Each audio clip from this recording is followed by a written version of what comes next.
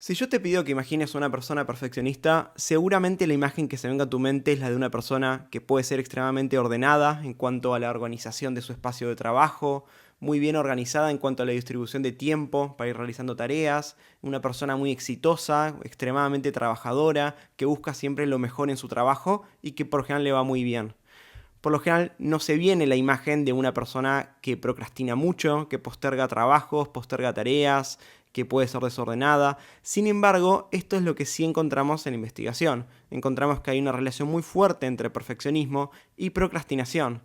En este video vamos a estar hablando todo sobre esto. Vamos a estar hablando sobre qué es el perfeccionismo, cómo podemos definirlo, qué es lo que lo causa, qué es lo que lo mantiene, cuáles son sus características para poder identificarlo, poder entenderlo y sobre todo poder saber cómo se puede modificar. Así que si esto te interesa, quédate a ver este video. Esto es un nuevo episodio de Psicoeducando, tu recurso en donde brindamos información sobre psicología basada en evidencia.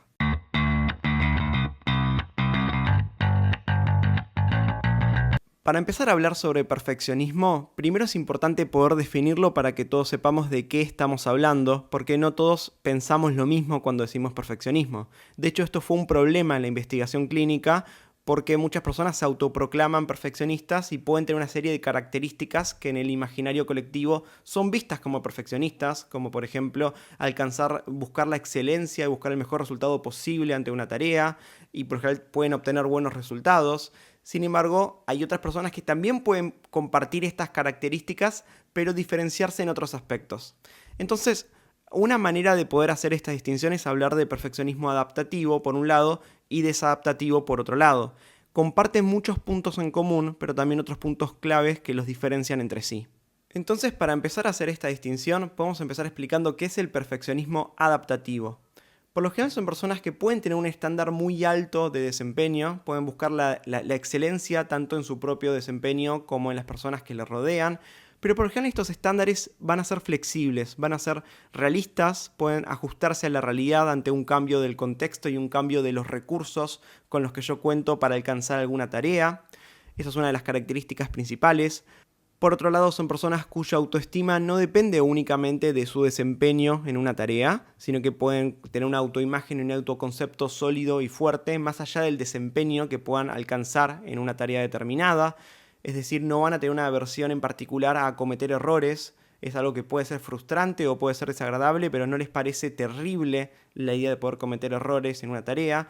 Y sobre todo pueden ser muy flexibles, pueden adaptar sus expectativas y su manera de trabajar según el contexto y las circunstancias, ajustándose a las variables que van cambiando del contexto, a recortes en los recursos, en el tiempo, en las condiciones con las que uno quiere trabajar. Por lo general, este estilo de perfeccionismo va de la mano con un nivel elevado de orden y de organización. O sea, este estilo de persona por lo general sí puede organizarse bien en el tiempo, en la distribución del tiempo asignado a tareas y en el espacio de trabajo, aunque esto no es un requisito, por lo general sí se encuentra que esto va de la mano. Y también pueden tener buenos resultados en cuanto a lo práctico, en cuanto a los trabajos, a los proyectos que realizan o a su organización con el estudio, por ejemplo, pueden obtener buenos resultados. Por otro lado, cuando hablamos de perfeccionismo desadaptativo, a simple vista puede compartir algunas características. Por ejemplo, lo más similar es esta búsqueda de la excelencia y de un buen desempeño, pero en el perfeccionismo desadaptativo hay algunas diferencias. Esta búsqueda de la excelencia suele ser una búsqueda en realidad de la perfección.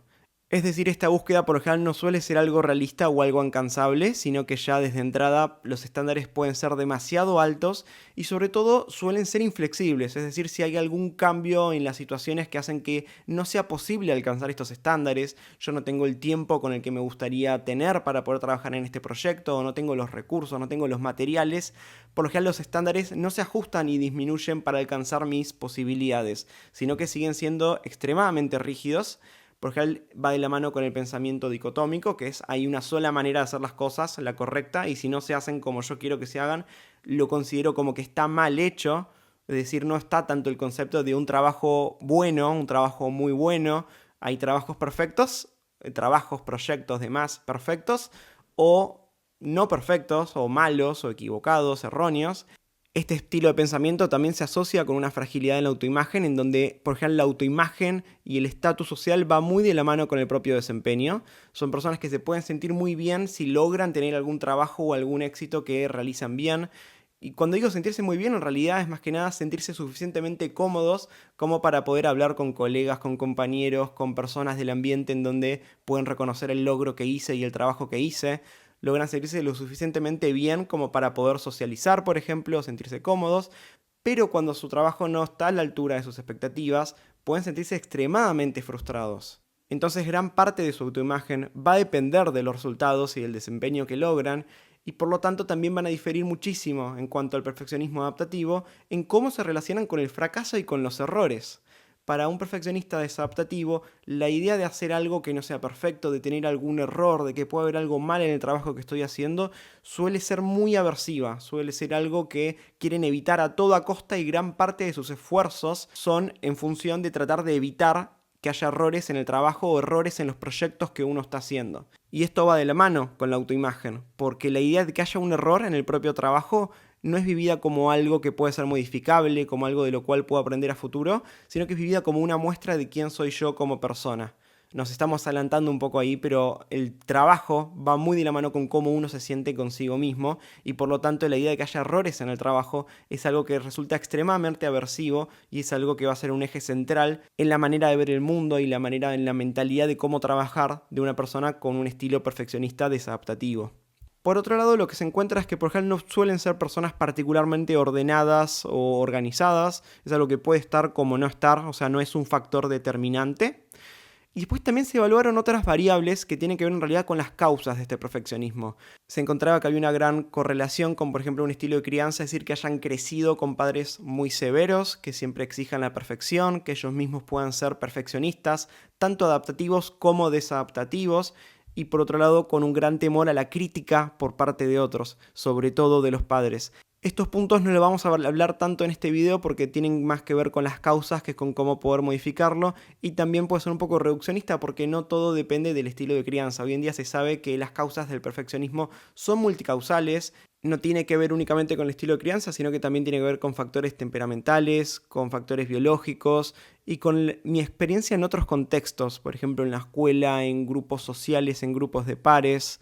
Desde una visión cognitiva conductual de perfeccionismo se puede ver como que esto es una conducta que por lo general el perfeccionismo desadaptativo puede haber sido reforzado en un comienzo.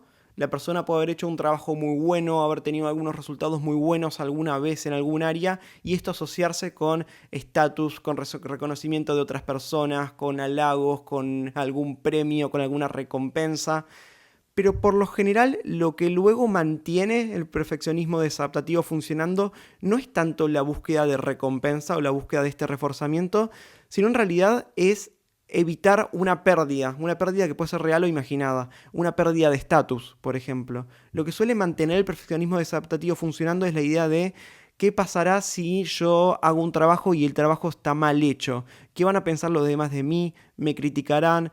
¿Cómo me van a ver? ¿Me van a ver de otra manera? ¿No me van a ver como un par? ¿No me van a aceptar en su grupo de amigos? ¿No me van a ver como una persona querible, como una persona digna de trabajar en este lugar, como una persona con quien yo me puedo poner en pareja? Es decir, acá vemos que hay muchas cuestiones de la autoimagen que se asocian al desempeño y se asocian de manera negativa, es decir, un perfeccionista desadaptativo por lo general trabaja para evitar que estas cosas malas pasen y no tanto porque quiere disfrutar de los logros de poder tener un buen desempeño. Y esto va a ser un factor no es solamente descriptivo, sino que va a ser fundamental para entender la manera de abordarlo, porque esto va a ser un factor clave que va a llevar muchas veces a la procrastinación. Y en este punto, en cuanto a las consecuencias del perfeccionismo desadaptativo, es importante destacar que es un área que hoy en día está siendo investigada un montón porque aparece en un montón de trastornos de salud mental y no aparece como consecuencia del trastorno de salud mental o como algo comórbido, sino que muchas veces puede tener un factor mantenedor y causante de diferentes trastornos de salud mental. Entonces hoy en día se conceptualiza el perfeccionismo como un proceso transdiagnóstico multidimensional.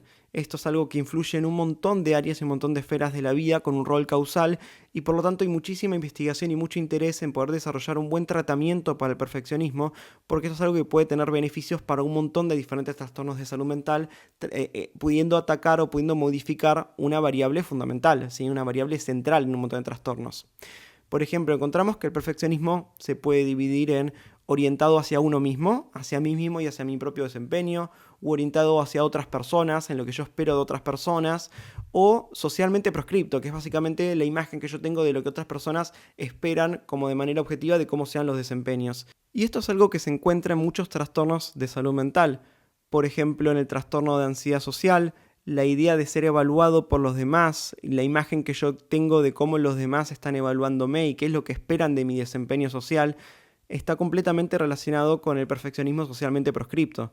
Yo tengo una imagen de cómo los demás esperan que sea mi comportamiento, esto es algo que mantiene el trastorno. En el trastorno depresivo mayor, mis expectativas de cómo tendría que ser el mundo, el futuro, cómo tendría que ser otras personas y cómo tendría que ser yo mismo, es algo que está totalmente relacionado con el perfeccionismo desadaptativo. Mientras más extremas y más perfectas sean mis imágenes de cómo las cosas tendrían que ser, mayor va a ser la distancia entre cómo el mundo realmente es, cómo el futuro, cómo yo realmente soy y cómo mi perfeccionismo dice que tendría que ser. Esto es un factor realmente mantenedor en trastornos depresivos. En trastornos de conducta alimentaria, por ejemplo, está estudiadísimo hace muchísimo tiempo la rigidez y la inflexibilidad con la que las personas tienen que seguir o sienten que tienen que seguir ciertos patrones de alimentación y cómo esto se relaciona con la autoimagen, con el autoconcepto, el poder adecuarse a estos patrones extremadamente rígidos de alimentación o no. Entonces, el perfeccionismo es algo que realmente es mucho más grande de lo que parece a simple vista, es más importante y por eso hay muchísima investigación. Esto es muy importante poder aclararlo porque a veces parece que el perfeccionismo fuera solamente algo relacionado con procrastinación o que fuera un problema menor y la realidad es que no lo es. Sin embargo, porque a las personas perfeccionistas eso es lo que más quieren trabajar, el justamente poder alcanzar la perfección, ¿no? Poder dejar de procrastinar. Así que bueno, vamos a hablar específicamente en este video de esta relación de perfeccionismo y procrastinación. Algo importante aclarar, como dijimos, bueno, el perfeccionismo tiene que ver con un montón de condiciones, no solamente con procrastinación, y también la procrastinación, no siempre que uno procrastine va a tener que ver con cuestiones perfeccionistas, sino que hay un montón de variables en juego. Esto es importante aclararlo porque, bueno, vamos a hacer un recorte en este video para hablar específicamente de estos dos conceptos. Para ver un poco cómo es que esta visión perfeccionista lleva a la procrastinación, vamos a ejemplificarlo con alguna tarea, con alguna situación, porque a veces parece como paradójico. Uno dice, pero si uno tiene características perfeccionistas y busca tanto el desempeño y alcanzar los logros, ¿cómo es que después va a procrastinar? Como que esto parece como medio separado o paradójico. Así que vamos a ponerlo de manera bien práctica cómo suele mantenerse este ciclo.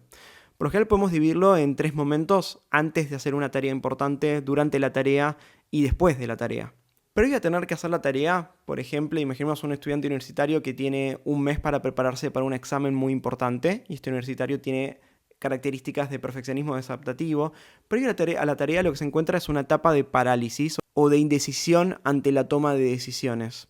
Por lo general lo que se encuentra es que la persona puede sentirse abrumado ante las diferentes maneras en que se puede empezar a comenzar a realizar una tarea y puede pasar demasiado tiempo buscando el comienzo perfecto o la manera perfecta de hacer la tarea. Entonces van pasando los días y la persona es como que queda atrapada en la etapa de lluvia de ideas, en la etapa de pensar diferentes maneras de poder empezar y cómo podría ser todo el proyecto y empezar a tener como una visión más general y más superficial de cómo sería todo el trabajo, o más que superficial, un poco general del trabajo en general, pero sobre detallada y sobre focalizada en el inicio o en la introducción o en el comienzo de cómo empezar a estudiar o en la primera unidad que tengo que estudiar. Entonces van pasando los días y va habiendo un desajuste entre la cantidad de días que me quedan para poder estudiar y lo que yo estoy estudiando en este momento, tomando el ejemplo del estudiante universitario. Acá lo que se encuentra también es que a medida que van pasando los días, esta indecisión y esta parálisis como para poder seguir progresando empieza a transformarse en malestar.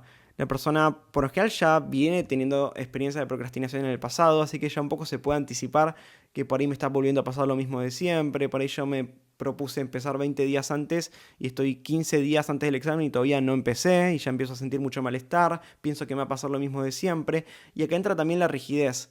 El hecho de no haber seguido el plan que yo me propuse, el hecho de que yo me propuse empezar con 20 días antes y todavía no empecé, genera un malestar desproporcional, en donde otra persona podría flexibilizar y decir, bueno, tengo 15 días todavía, así que puedo empezar ahora. Por lo general las personas ya lo empiezan a ver como que ya están fracasando, como ya esto es una experiencia de fracaso, y ahí lo que pasa es que empiezan a tener un rol central las conductas de evitación. Es decir, llega un momento en que pensar en empezar la tarea genera tanta sensación de agotamiento, me hace sentir tan abrumado, tengo alteraciones en mi respiración, me siento ahogado, me dan ganas de llorar, que lo único que puedo hacer siento que es escapar y tratar de no pensar en empezar la tarea y usar, bueno, justamente conductas de procrastinación. Por lo general suelen ser conductas más solitarias, como por ejemplo me paso jugando videojuegos, me pongo a ver videos de YouTube. Entonces, este es el malestar que ya empezamos a notar antes de empezar a trabajar hacia una tarea o hacia un proyecto. Y en algunos casos, este puede ser el resultado final, es decir, por ahí la persona nunca termina estudiando para el examen y ni siquiera se presenta al examen, ¿sí? O tampoco trabaja hacia un proyecto, tampoco termina entregando un trabajo en los tiempos que había pactado. Es decir, a veces el proceso entero empieza y termina acá, en la etapa previa a empezar a trabajar en un proyecto, mientras más intenso es el nivel de perfeccionismo desadaptativo. En otros casos pasamos al segundo paso, que es, bueno, efectivamente poner las manos a la obra y ponernos a trabajar o ponernos a estudiar. En el caso del estudiante sería, bueno, el momento que dice basta, empiezo a estudiar y empiezo a estudiar. Acá lo que se encuentra es que por lo general el perfeccionista desadaptativo que se pone a trabajar tiene una serie de características que hace que el trabajo sea particularmente intenso y desagradable. Por lo general buscan hacer sesiones maratónicas de trabajo o de estudio. Un estudiante puede tranquilamente proponerse, quiero estudiar 8 horas por día o más, puedo estudiar 12 horas por día, o puedo no dormir y estudiar toda la noche. Y lo peor es que muchas veces pueden realmente hacerlo, o sea, pueden tener estos bloques extremadamente intensos de estudio, de trabajo.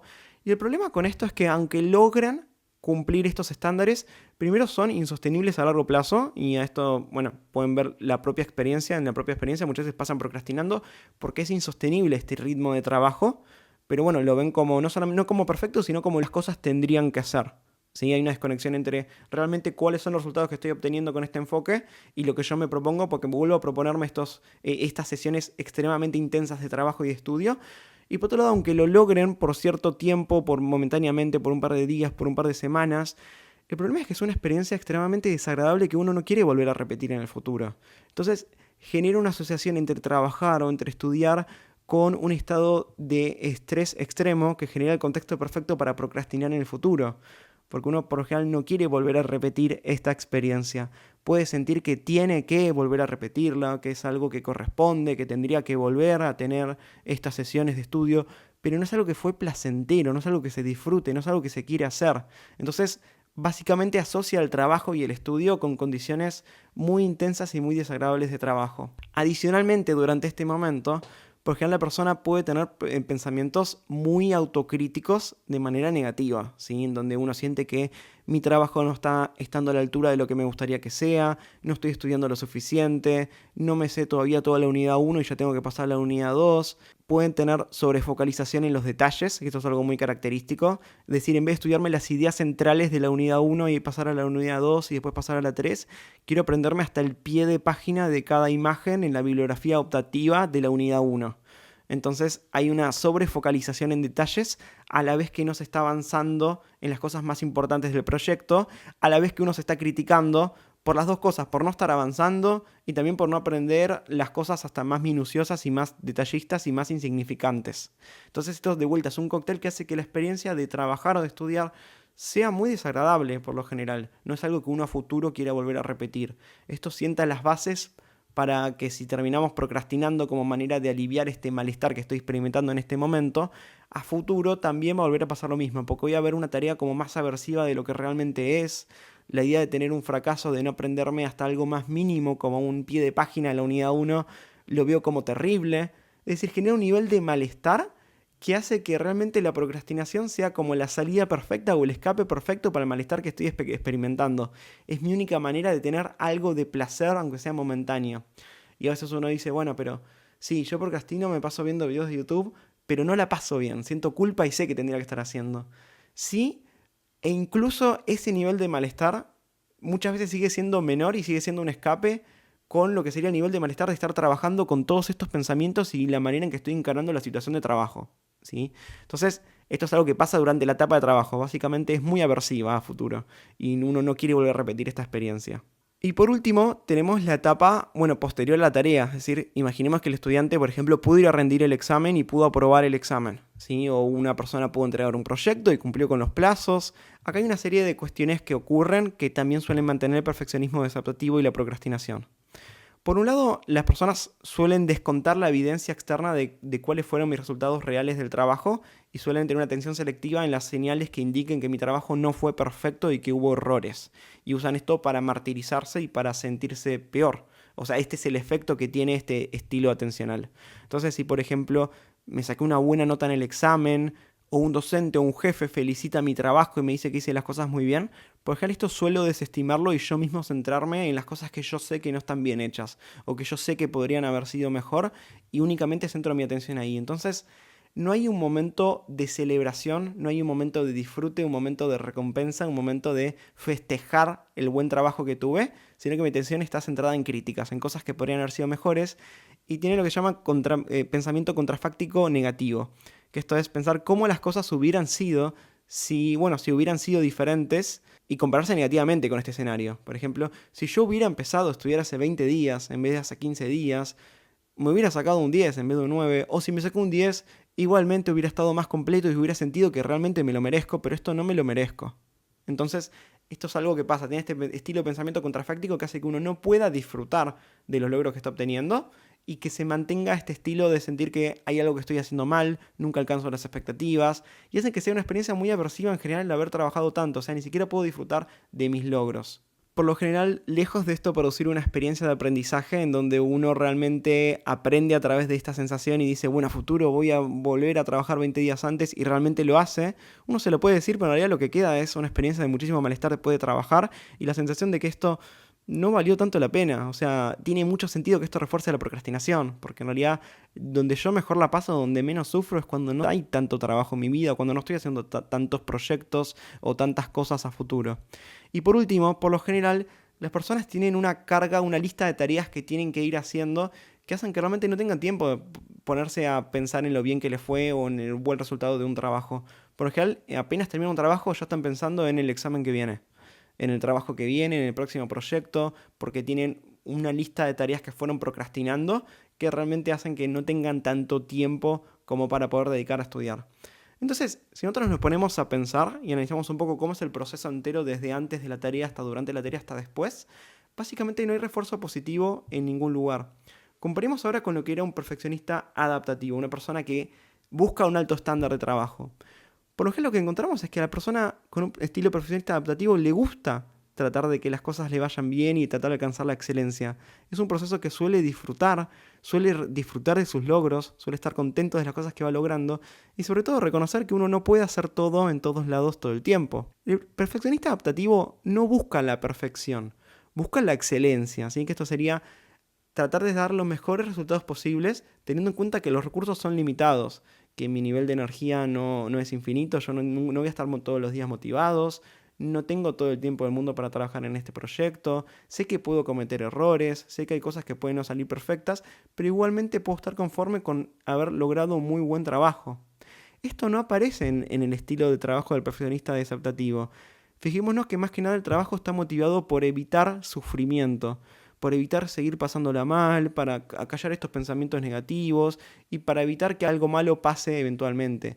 Evitar que las personas no me vean de otra manera cuando me vaya mal en el trabajo o cuando no presente el proyecto. O sea, estoy todo el tiempo evitando una catástrofe. Entonces, es un estilo de trabajo que está más motivado por reforzamiento negativo que positivo y por lo general esto genera el contexto perfecto para procrastinar. Porque es insostenible a largo plazo sentirnos de esta manera todo el tiempo y querer trabajar como el profesionista desadaptativo quiere trabajar, que es con bloques enormes de trabajo excesivos todos los días. Entonces, es importante poder entender cómo se mantiene este ciclo para poder entender cómo abordarlo. El abordaje del perfeccionismo desadaptativo es más complejo de lo que parece por varias cuestiones. En primer lugar, lo que como siempre recomiendo es que si uno está lidiando con estas situaciones o se siente identificado con algo de todo esto, lo que recomendamos es empezar terapia o poder consultar para poder trabajarlo con un profesional de salud mental, porque hay planes de tratamiento que son específicos para poder trabajarlos y es lo recomendado. Y en este punto, uno de los problemas más grandes de querer trabajar el perfeccionismo es que la manera en que un perfeccionista quiere trabajar el perfeccionismo es a través de más perfeccionismo, ¿sí? Por lo general, muchos perfeccionistas seguramente habrán cliqueado este video para ver cómo dejar de procrastinar y no para dejar de ser perfeccionistas, ¿se entiende? Así que esto es algo muy paradójico, ¿sí? Por ejemplo, una de las cosas que tenemos que trabajar es la idea de la perfección, es la idea de que, esto lo habrán escuchado muchas veces, que en realidad la perfección no existe y poder justamente flexibilizar los estándares para poder estar conformes con un muy buen trabajo. Para esto usamos herramientas de psicoeducación, como por ejemplo poder comprender cómo funciona la motivación, cómo nuestra motivación suele fluctuar en el tiempo, no solemos estar totalmente motivados todo el tiempo y muchas veces cuando uno escucha esta información y tiene un estilo de perfeccionismo adaptativo, en vez de entonces flexibilizar las expectativas, lo que va a querer buscar es, bueno, trucos, o sea, ¿qué puedo hacer para estar motivado todo el tiempo? O sea, ¿se entiende por qué es tan insidioso trabajar el perfeccionismo y por qué es tan tramposo en algún sentido? Porque el perfeccionismo se inmiscuye todo el tiempo en nuestros pensamientos para tratar de ser perfectos, ¿sí? Entonces por eso es que es tan difícil a veces poder trabajarlo. La idea es poder realmente trabajar estas creencias perfeccionistas. Y a veces uno puede pensar, no, bueno, pero yo no quiero que las cosas sean perfectas. Pero no se da cuenta que en realidad sí, en lo práctico. O sea, la idea de la perfección es una creencia, no es un pensamiento automático que uno detecta como, che, estoy pensando que quiero que todo sea perfecto. Pero los planes que uno hace son planes perfectos, ¿sí? Por ejemplo, este estudiante universitario que quiere estudiar para el examen puede un mes antes planificar qué va a estudiar, qué día, qué hora, y puede empezar a planificar, bueno, yo el primer lunes voy a estudiar de 5 a 7 de la tarde tal unidad, y el martes de 5 a 8 de la noche voy a estudiar tal unidad, y de esta manera se va haciendo un plan perfecto, ¿se entiende? O sea, lo perfecto está en el plan, es un plan perfecto, que es excesivamente correcto. Ese es el problema del perfeccionismo. Es muy difícil seguir ese plan y el malestar que esta persona va a tener cuando algo se vaya del plan va a ser muy grande justamente por esta inflexibilidad. Tomamos el ejemplo de una persona que quiere empezar a hacer algo de actividad física. Por lo general van a tener planes perfectos y van a querer hacer el mejor plan de entrenamiento y van a querer ir todos los días, 1 hora por día, y van a querer combinarlo con un cambio en la alimentación. Y este es un plan perfecto, o sea, este es el perfeccionismo, ¿sí? No es que por ejemplo suelen apuntar a ir a hacer actividad física 2 veces por semana o empezar con 2 y después 3 veces por semana y con eso están conformes. Por ejemplo, buscan la perfección de manera práctica, entonces uno a veces no nota o no registra que está teniendo pensamientos perfeccionistas. Uno dice, no, yo no busco la perfección, yo solamente busco hacer actividad física todos los días, más de 1 hora por día, y no registra que eso es el perfeccionismo, ¿sí? Un buen primer paso primero es poder notarlo, poder registrarlo y poder realmente discutir esta creencia de perfección. Poder notar que el perfeccionismo no es que uno no lo pueda alcanzar porque vos tenés un problema y porque vos no sos perfecto. Uno no lo puede alcanzar porque nadie es perfecto, porque no existe la perfección, ¿sí? Este es el trabajo que tenemos que hacer.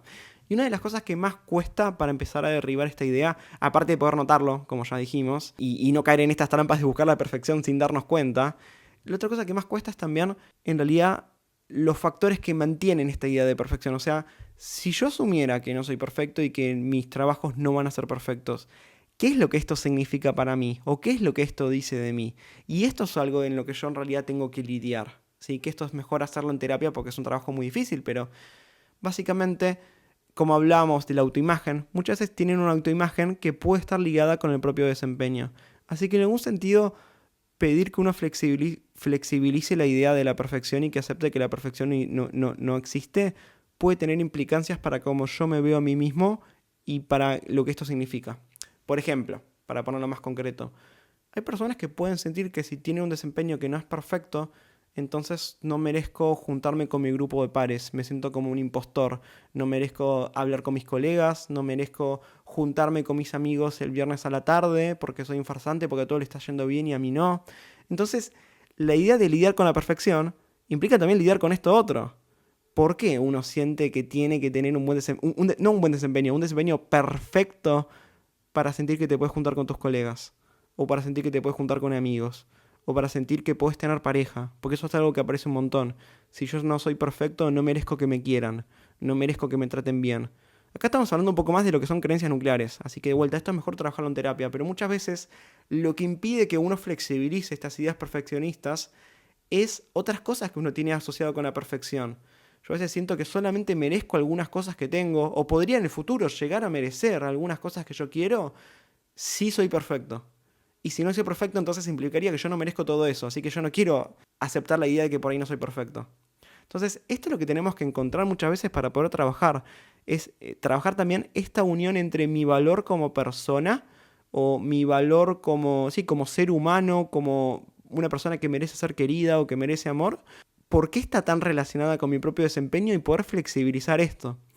Puede tener que ver con experiencias de aprendizaje en mi propia casa, en mi familia, en el colegio, en experiencias tempranas en la infancia, en la adolescencia, incluso en espacios de trabajo. La idea es empezar a flexibilizar estos pensamientos, empezar a reestructurarlos. Así que esto es algo que se suele hacer en terapia y un punto clave que se encuentra acá, hablando justamente de flexibilizar estos pensamientos, es el rol de los fracasos, o sea, el rol de los errores cuando uno se propone hacer un proyecto. ¿Por qué tienen tanto peso el cometer un error? Primero, como ya dijimos, por lo que esto significa de vos. Si uno piensa, por ejemplo, que solamente puede juntarse a disfrutar con amigos cuando hace todo perfecto y hace un error, significa que uno no merece juntarse a disfrutar con amigos. Así que el significado que tiene de los errores de por sí es terrible. No es como otra persona lo suele ver, que lo suele ver como una oportunidad de aprendizaje, como algo modificable que puede ser diferente a futuro. Entonces la idea es trabajar sobre qué significan los errores y lo que se encuentra es que suelen tener una visión cristalizada de las capacidades y de los talentos y del trabajo. ¿Qué significa esta visión cristalizada?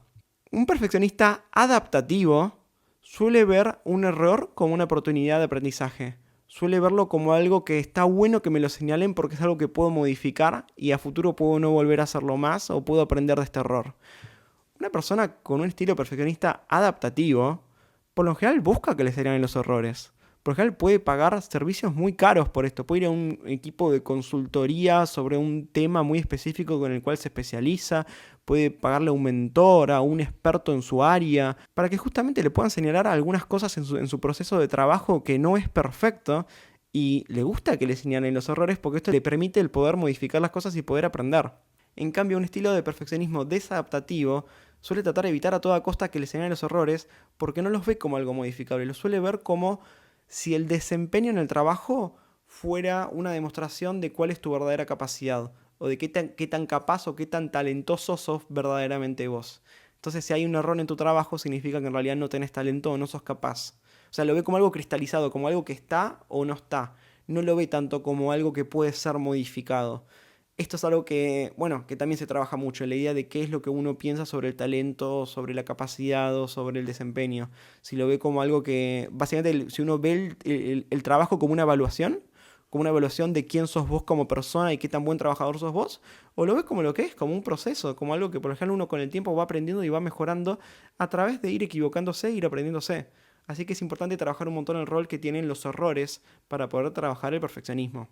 Otro punto fundamental es el rol de los recursos. Los profesionistas desadaptativos por lo general no consideran todos los recursos a la hora de armar planes, o sea, por eso pueden tener expectativas extremadamente exageradas de cómo quieren que las cosas vayan. Y uno de los recursos que más suelen no considerar es el recurso del tiempo. De hecho, hay un montón de investigación que asocia la procrastinación con dificultades en poder conceptualizarme a mí a través del tiempo, que eso es por ahí un tema para otro video súper interesante. Pero eso también se encuentra en estilos de perfeccionismo desadaptativo. Por lo general, no ven el tiempo como una variable más a considerar, como un recurso más a considerar en mis planes, ¿sí? Sino que lo ven como, si yo tuviera más tiempo, este trabajo sería perfecto. Si yo tuviera más tiempo, esta tesis sería excelente. Entonces por ahí buscan tener más tiempo o buscan trabajos donde no haya un límite del tiempo. O sea, por ahí quieren empezar un emprendimiento o bueno, la tesis es un buen ejemplo porque muchas veces en el fin de la carrera uno tiene el tiempo que quiere para hacer la tesis y puede tomarse años. Y en realidad esto es lo peor que le puede pasar a un perfeccionista desadaptativo, no lo mejor. No tener un límite de tiempo por una tarea es lo peor que le puede pasar. Porque pasan los años y uno no termina avanzando con la tesis. Entonces, la idea es empezar a considerar que el tiempo es un recurso más. No tiene mucho sentido este pensamiento. Es un pensamiento perfeccionista, justamente. El pensar, si yo tuviera más tiempo para hacer cosas. Sí, en un mundo perfecto, pero el mundo no es perfecto y no tenemos todo el tiempo del mundo para hacer la tesis o para hacer este proyecto o para estudiar para el examen. Tenemos una cantidad de tiempo limitada. Los recursos son finitos. El tiempo es finito. Entonces, algo que se puede trabajar es poder notar esto, poder notar cuál es el desempeño óptimo de manera realista, no de manera perfecta. Porque si los recursos son finitos y el tiempo no es eterno, no es que mientras más tiempo yo dedique en algo, mejor va a ser mi resultado. Porque así lo suelen pensar los perfeccionistas desadaptativos. Mientras más tiempo yo paso haciendo la introducción de la tesis, mejor va a ser mi tesis. En realidad no. Si yo no paso nada de tiempo, si yo hago la tesis la noche antes, va a ser un desastre, ¿sí? Porque no podemos hacer la noche antes. Ahora, es una curva que tiene forma de campana, en realidad. yo voy pasando un poco más tiempo, yo paso por ahí en vez de un día, un par de días o una semana, un par de semanas trabajando en la introducción de mi tesis y mi desempeño va a ser mejor, pero llega un punto que ya seguir pasando más tiempo, los resultados son decrecientes. Y esta es la parte que le cuesta ver a los perfeccionistas. Pues dicen, no, si yo paso meses y meses con la introducción, mi introducción va a ser la mejor del mundo. Sí, pero lo que no estás viendo es que ese es tiempo que no estás pasando en otra parte del proyecto. Ese es tiempo que no estás pasando en el desarrollo de la tesis, o en análisis del resultado, o en la conclusión, o en la investigación de bibliografía. O sea, es tiempo que estás sacando de otro lugar porque el tiempo no es infinito. O sea, los recursos son finitos. Y llega un punto que si ya está lo suficientemente bien, podés avanzar con otra cosa. Y si seguís dedicándote demasiado en los detalles, tenés que calcular en tu variable que estás sacando tiempo de otra cosa. Esto es algo muy importante para poder trabajar. El sobrefoco en los detalles suele estar asociado con una visión perfecta de las cosas, como si yo tuviera más tiempo, sobre todo, yo podría dedicar un montón de tiempo a estos detalles. Está bien, pero no lo tenemos. Y ahora el tiempo se lo está sacando a otra cosa que te va a afectar muchísimo más en tus resultados. Es decir, es mejor tener una buena introducción y un buen medio y un buen desenlace que una introducción excelente y todo lo demás incompleto. ¿Sí? Y el tiempo es finito y tenés que ver cómo puedes distribuir mejor el tiempo para poder dedicarte a poder estar en el medio de esta campana de desempeño. ¿Cuál es el tiempo adecuado de dedicar a cada cosa? Y esto implica, bueno, romper con esta visión perfeccionista en donde uno puede estar en todos los detalles y saber que hay cosas que uno puede hacer y cosas que no. Acá, bueno, puedo dar el ejemplo de estos videos que estoy haciendo. ¿Sí? Yo en el comienzo de nuestro canal hacíamos videos por ahí de 10 minutos, pero que tenían edición. Y en la parte de edición podemos pasar horas. Y era ridículo y era insostenible en el tiempo. No tengo tiempo de ponerme a editar estos videos. Hoy en día puedo hacer estos videos muchísimo más largos porque tienen muchísimo menos edición. Entonces, en algún sentido, dejar de focalizarse tanto en los detalles es algo que muchas veces tiene mejores resultados, no peores. Siempre ajustándose a la realidad, ajustándose al contexto. Si yo tuviera todo el tiempo del mundo, sí, por ahí podría editar estos videos. No es real eso. No tengo tiempo para editar videos. Entonces, la idea es trabajar con los detalles, con el sobrefoco en detalles y con notar que los recursos son finitos y cuál es el mejor uso de mi tiempo. Acá es muy útil la regla del 80-20, que tiene diferentes nombres, la ley de retornos decrecientes, o por ahí se habrá escuchado con diferentes nombres, creo que ley de Pareto, pero básicamente hay una regla que dice que más o menos el 20% de las cosas que uno hace corresponden al 80% de los resultados, y el otro 80% de lo que uno hace corresponde al 20% de los resultados. Y la idea es poder notar, bueno, en dónde tengo que focalizar mis recursos, qué es lo más importante, y qué cosas no son tan importantes, qué cosas son el 80% que hace al 20% de resultados, para no caer en la trampa de quedarme en esos detalles. Para mí, por ejemplo, era editar, ¿sí? Editar es algo que comía un montón de tiempo y no es tan importante. Para mí, no es tan importante. Bueno, veremos, ¿sí? Pero la idea es que cada uno pueda empezar a notar eso. Notar cuáles son las cosas que más tiempo le consumen. En el caso del estudiante universitario, realmente es importante estudiarse cada pie de página, cada imagen, estudiarse toda la bibliografía optativa para estudiar para un examen, cuando nunca lo suelen tomar en los parciales, cuando el profesor no lo dio en clase, y sobre todo cuando todavía no estudié ni los temas centrales de la unidad 2, ni la 3, ni la 4. Por ahí los detalles de la unidad 1 son más del 80% de esfuerzo que hace a un 20% de resultados. Por ahí más importante que seguir estudiando detalles es avanzar a los temas centrales de la unidad 2 o la unidad 3 o la unidad 4 para poder llegar a rendir el examen. ¿Se entiende? Y lo mismo pasa con cualquier tipo de proyecto. Otro punto fundamental a trabajar tiene que ver con mindfulness, con la conciencia plena. Y acá uno puede decir, pero si uno vive procrastinando, si uno vive todo el tiempo guiado por la gratificación inmediata, por buscar un escape ya, ¿de qué me sirve estar más focalizado en el momento presente, si ya estoy en el momento presente? Bueno, en realidad no. Por un lado, mindfulness tiene que ver con poder notar, poder estar consciente en el momento presente. Es decir, no hacer las cosas de manera impulsiva, no ir a buscar un escape de manera impulsiva porque estoy impulsado a hacer eso, porque no aguanto más lo que estoy sintiendo, sino de última que sea una decisión consciente, que uno pueda frenarse y uno pueda evaluar qué es lo que quiere hacer. Si uno realmente quiere tomar un descanso, para esto uno necesita poder tener este momento de mindfulness. Uno necesita poder tener este momento donde por lo general para esto uno necesita tener este momento de mindfulness. Uno necesita poder tener un momento en donde se toma una pausa y puede notar qué estoy sintiendo en mi cuerpo, qué pensamientos estoy teniendo, cómo me está afectando esto, me está afectando para poder trabajar y qué es lo que me conviene hacer. Para mí me conviene tomar un descanso, totalmente, es completamente válido. Uno no puede hacer todo el tiempo. Mis expectativas pueden ser exageradas. Uno necesita un momento de mindfulness, un momento de frenar para poder tomar decisiones. Mindfulness no es solamente ir a jugar a la Play, ¿sí? O hacer cosas inmediatas y ya, sino es poder tomar conciencia del momento presente, porque eso te permite la posibilidad de poder elegir qué es lo que vos querés hacer en vez de actuar, en vez de reaccionar de manera impulsiva. Vos podés elegir cómo querés responder. Y por otro lado, mindfulness también ayuda mucho a generar esta conexión o esta concepción de mí mismo a través del paso del tiempo. Es decir, algo que se encuentra en los procrastinadores es que suelen ver el futuro de una manera media distorsionada, como si fuera delegarle algo a otra persona. Cuando uno se dice a mí mismo, yo esto mejor lo hago mañana y está procrastinando, suele verlo como si se lo estoy delegando a un amigo o a otra persona, no realmente entenderlo emocionalmente como si me lo estoy pasando a mí mismo mañana. No hay como una conceptualización de mí mismo a través del tiempo. Esto está muchas veces afectado. Hay estudios que señalan que mindfulness sirve justamente para esto, para ayudar a generar esta conexión de mí mismo a través del tiempo y poder justamente tener empatía conmigo mismo.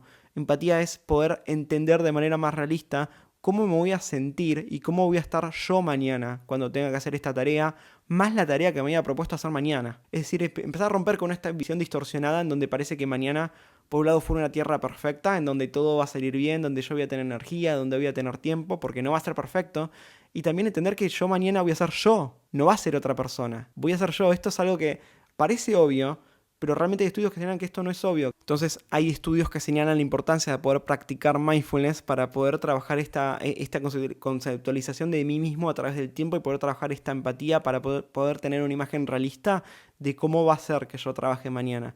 Porque muchas veces no va a ser la experiencia hermosa que me imagino y a veces igualmente es la decisión correcta. Por último, una de las cosas más importantes a trabajar es el juego libre de culpa. El perfeccionista desadaptativo muchas veces, como decíamos, tiene esta imagen de yo tengo que trabajar primero y después me permito disfrutar o después me permito hacer cosas. Si yo primero cumplo con mis tareas, ahí es que tengo permiso para ver a mis amigos, para jugar a la Play, para hacer deporte, para hacer lo que yo quiera hacer, para vivir una vida, ¿sí? Primero que esto no se cumple en la práctica porque procrastinan y terminan haciendo estas cosas, pero entre comillas, sin permiso. Y segundo, esto ni siquiera funciona, porque esto es como una especie de autocastigo, una especie de si yo no me permito hacer esto voy a pasar más tiempo trabajando. Y la realidad es que no funciona así. Si uno no se permite hacer estas cosas no es que trabaja más, sino que al revés. Es más terrible y más aversivo todavía todo lo que uno tiene que hacer porque es más tortuoso, parece una tortura. Y es más el incentivo para procrastinar. O sea, esto genera el contexto de procrastinar. La idea es empezar a romper con todas estas creencias y estos esquemas, empezar a ver, vos sos una persona, un ser humano que tiene valor por sí mismo, por ser humano, no por las cosas que vos haces. Y vos tenés derecho a tener tiempo libre, a tener tiempo de ocio, a poder tener tiempo de descanso, a poder socializar, a poder relajarte, a poder hacer deporte. Más allá de si estés trabajando, no estés trabajando, estés estudiando, no estés estudiando. No sos una máquina de trabajo y tampoco lo puedes ser aunque quieras, aunque el perfeccionismo te diga que sí. Fíjate en los resultados que no funciona, ¿sí? Entonces se trabaja muchísimo lo que es establecer primero que nada un horario de juego libre sin culpa y esto genera un contexto donde no sea tan fuerte el ímpetu a procrastinar cuando uno tiene que trabajar. Y por último, bueno, se trabaja en exposiciones a cometer errores de manera deliberada, ¿sí? O sea, a propósito, hacer algunas cosas de manera imperfecta, por ejemplo, errores a la hora de mandar un mail, errores de ortografía o algunos trabajos con algunas cosas que yo sé que están incompletas o que sé que están mal. La idea no es hacerlo porque sí, sino hacerlo con un porqué, digamos, poder elucidar cuáles son mis creencias, qué es lo que yo creo que va a pasar si esto ocurre y poder contrastar con qué es lo que realmente ocurre. La idea de este ejercicio es poder ser más sensible al contexto y no guiarme tanto por reglas verbales, por mis pensamientos y lo que mis pensamientos dicen que va a pasar si pasa tal cosa, sino es usarlo como un experimento, literalmente como un experimento conductual, para ver qué es lo que realmente pasa cuando uno comete un error. ¿Realmente es tan terrible como me imagino? ¿Realmente se viene abajo mi mundo y la gente me ve de otra manera? O empezar a, abrirnos a ver qué es lo que pasa y la idea es que esto no se hace así nomás, sino que se diseña bien un buen experimento para que depende del resultado que obtengamos sepamos si confirma mi creencia de lo que va a pasar o la puede refutar. O la idea no es que después mando un mail mal escrito y nunca me responden y yo sigo sosteniendo mi creencia de seguro tal persona pensó que soy un boludo porque lo escribí mal. ¿Sí? O sea, se arman bien estos experimentos conductuales para que sepamos cómo interpretar el resultado como confirmando o refutando mi creencia de antemano, desde antes de hacerlo. Porque si no voy a malinterpretar la información que obtenga para que encaje con mis creencias y la idea y es un ejercicio feo que no sirve para nada de esa manera, ¿sí? Estas son algunas de las ideas centrales que se trabajan. Siempre recomendamos trabajarlo en terapia, y se trabaja mucho más, pero tiene que ver mucho más con lo individual, ¿sí? Con características que tienen que ver con la propia historia de aprendizaje que no se pueden generalizar en un video porque le pueden estar escuchando personas que procrastinan y son perfeccionistas por motivos muy diferentes. Entonces, intervenciones que pueden servir para una persona no sirven para otra. Por eso es importante el trabajo individual, la escucha y la conceptualización del caso único.